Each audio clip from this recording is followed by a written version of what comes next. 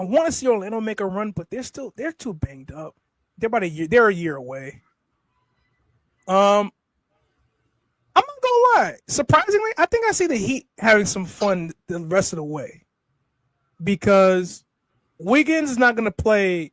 Wiggins is gonna play, egoless basketball because he played it with Steph as a champion. This is true. So I think he brings that. I think the trade for Miami was a good one because Wiggins can basically go without any crazy expectation. Tyler Hill is already having a good season. My only thing is if they were able to trade for Trey Jones or an actual guard, a passing point guard, It's been beautiful. the Heat would have been scary. Like he would have been scary. I ain't gonna hold you. Like he would be really, really fun to watch. But I still think they make a good run because of the fact that Wiggins is gonna provide you in that system with Hero and Bam and Khalil Ware, who I don't think we gets talked enough. about him before. Who doesn't get enough love. He's gonna be something. And that lineup is already long. You have a long lineup, so defensively that keeps the Heat in a lot of games. So I don't think people understand how Erik Spoelstra keeps. Erik Spoelstra has a lot at his disposal right now. Like Erik Spoelstra is crazy good at what he does as a coach. And then like out west, the Lakers definitely gonna make a run, a splash. Lakers 1, Memphis 2. Mm-hmm. I think Golden State makes a run. That last push with Jimmy, because at least gets him to the playoffs. Yeah, he'll get him there. Yeah, Jimmy gets him to the playoffs. I'm scared that they face off against OKC round 1, but OKC's too big in the middle. Yeah, I think OKC will give them plenty, like they give other teams. They'll give them plenty problems. I just don't. It's just Steph just might catch like like that extra wind, or better leave that somebody need to leave that young man alone. Just let him. Steph might catch that flashback of 2016 against them and just go crazy.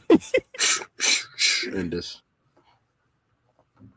because like OKC got a lot of weapons, but it's like if they see playoff Jimmy and Steph, playoff Jimmy is because they get one of those bottom seeds. I think Memphis is number 2. They might beat. Honestly, if they able to get 7 or 8, if they get 7, they beat Memphis. If they get 8, they take OKC 7. I don't know what happens. Just don't let Steph go to 7, but it goes 7 in the first round. It might be an upset, but I do feel it goes 7. And I think Denver makes another push. I think Denver makes a big splash. No, yeah, I think Denver makes a splash because Houston's immaturity and then experience is going to show. And this around the time experienced playoff teams or experienced teams with vets, this is when the second gear turns on. This is when they show out. So Golden State, LA, and I got Denver. Golden State, LA, and Denver. And in the East, Cleveland, New York, and Miami. Okay.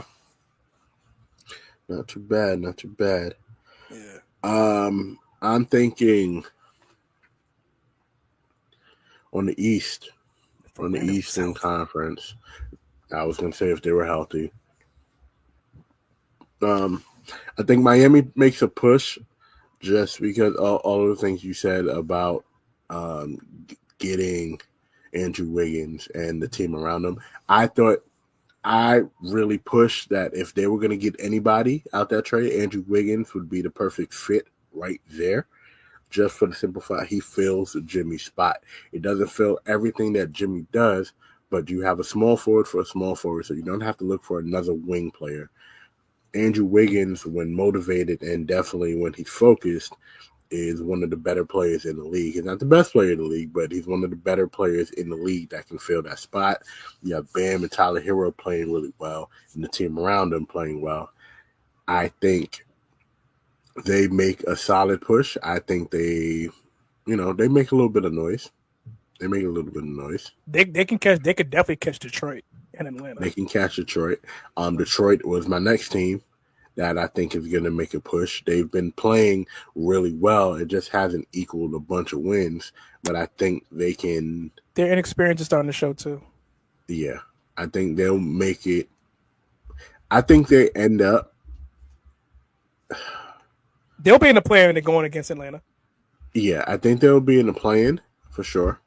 I think they'll be in the play-in for sure. But the way the East is, you never know sometimes. Right, you really never know, and Cade Cunningham is showing to be a leader, a really good leader, and I hope Detroit does everything in their power to make sure that he stays there. But that's Bernie Bickerstaff though. Like a lot of that credit goes to Bernie. I said Bernie, JB. I said his father. Yeah, but a lot of it goes to JB Bickerstaff because, again, like the things that he was able to do. As a coach, like that's why I always say like everything that's going on with Cleveland right now is cool, but like he was the Mark Jackson laid the foundation. He laid the foundation, so it's like he is a foundation laying coach. Like people forget when he was with Houston, that team was not supposed to make the playoffs as Trae Young makes a three. The Houston Rockets in 2016 were not supposed to make the playoffs that year. Let alone take a game from the 2016 Warriors in that first round series. They were supposed to get swept. Yeah, no. They were supposed to belt to ass completely. Like, completely. And he got that team to the playoffs before they fired him for whatever reason and got Mike D'Antoni. For whatever reason. But he was basically the reason why like they made it to the playoffs that year. People are going to say, well, James Harden had a great year, but you don't get there without a coach, especially a rookie coach at that time. Cleveland is not in his position without JB Bickerstaff. They're not. Period. They're not. But Period. He's not gonna. That's just like the Nets before they got Kyrie, KD, and Harden, they weren't in that position. They don't get into that position where the Nets look like a good team without Kenny Atkinson. Kenny Atkinson.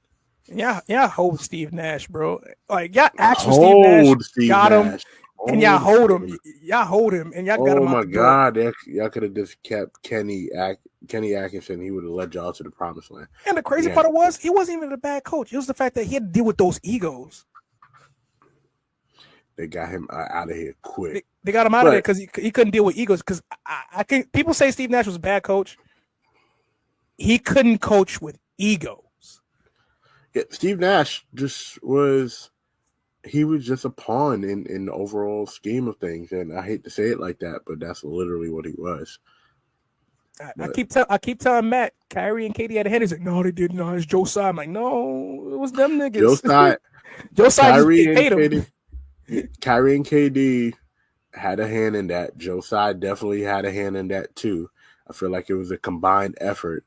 But I think most of the blame goes to Kyrie and KD because Kyrie originally said, "Hey, we don't really need a coach." They pushed for it and disrespected. Yeah, but again, another collapse episode right there. And my last team that's gonna make a push is the Boston Celtics. The Boston Celtics have not been playing scary as like what we saw them at the beginning of the year, but they are slowly but surely turning it around. But this is the time where Boston usually makes that little itty bitty run to make them look like the championship team that the league knows they are. I'm not worried about Batman and Robin over there or Batman and Batman. It's just they have to figure that out. And they have the team. They have a team that can be a world beater. They just have to continue to be healthy and continue to be consistent. It's just health.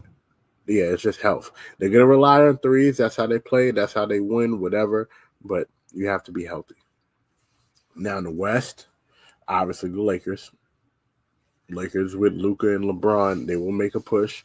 They just picked up Alex Len. I don't particularly care for Alex Len. He's a fairly decent player, but JaVale McGee, I'm surprised, have not been bought out yet. So I'm sure they're looking at him. I heard rumblings about Dwight Howard, but, it is what it is. Dalton Connect needed some time away because he felt away about being dealt. It's a business, man. It's a business, but I think the Lakers will figure it out. When you have Luka and you have LeBron James, you have no choice but to figure it out. So I think that's that. Surprisingly, I'm going to say the Los Angeles Clippers continue to make a push. Yes, the Clippers. I forgot about the Clippers. That's the crazy part. Yeah, the Clippers have been playing well most of the season. They were playing well without Kawhi. Kawhi's back, obviously, on FMLA, and he's going to play when he plays. He doesn't, but they know how to win and play without him, and that's the most important part. James Harden earned his All-Star nod this year.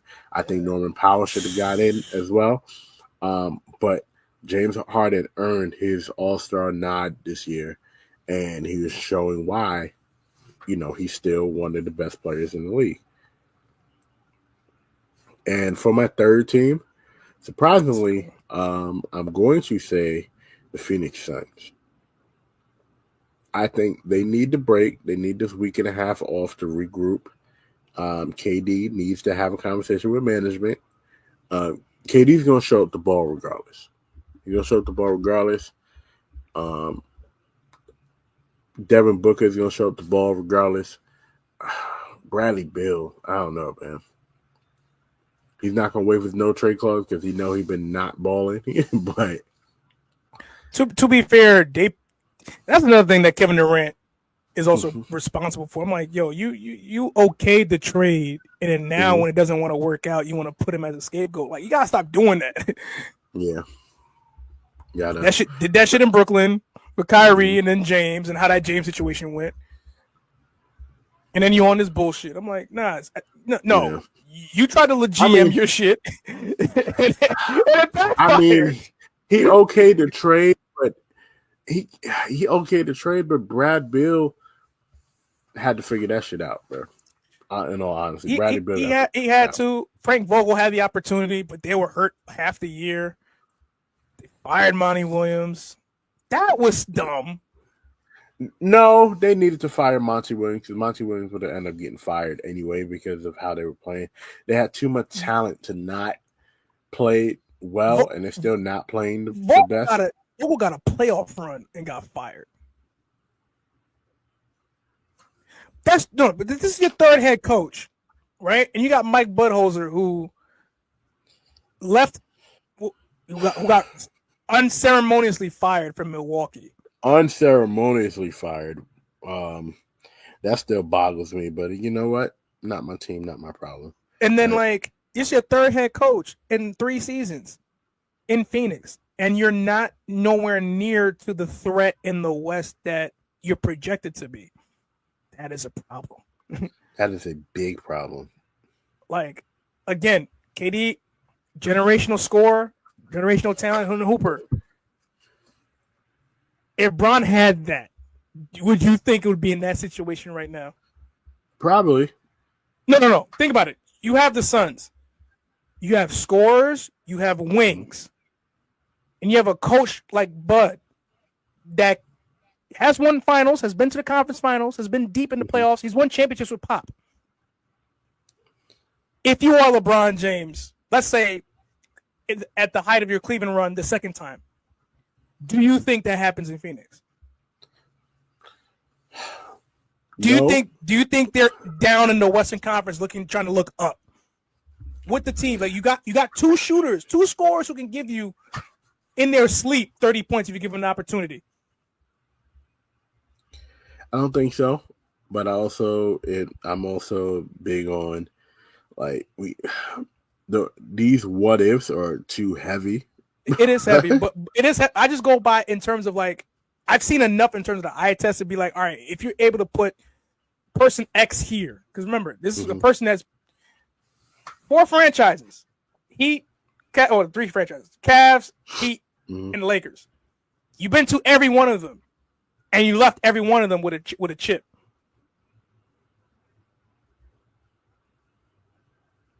You get drafted to OKC. You go to a chip. You job yourself out of a chip after going up 3-1. Oh, go to the motherfuckers that beat you. That's like saying the NWO jumped me, so I'm gonna jump in with them so I can get everybody else, so we can get all the tag team titles and shit. I can get the side titles, you know. Like, then you go to Brooklyn thinking like, all right, I can go to I can run my own thing, flex my shows a little bit because I won with the NWO. Shit don't go right here. I go to Phoenix. Okay, Book is kind of young still. Not even in his prime yet. Brad Beal can be a serviceable guy. Vogel's cool because I seen PG with him. So like, there's something there. And then 3 years later, second round, first round, and this year's pending. If I'm Kevin Durant, you have to turn up at this part of the season just to make the playoffs because the Warriors got better. You do not want them to surpass you because, to be honest, you have the better team. But how much is it on Kevin Durant? It's not just on KD. It's on James Johnson in management. It's on Devin Booker as well because it's of what you allow as well. Like, it's not just on KD. I'm not doing this to get on Kevin Durant and go on the soapbox and is on the third. Again, I've said this before. He's a tremendous talent. But you cannot put someone who does not know how to galvanize a team when you have, some good assets to use. You got to have at least some say. You can't just say I'm coming here just to hoop.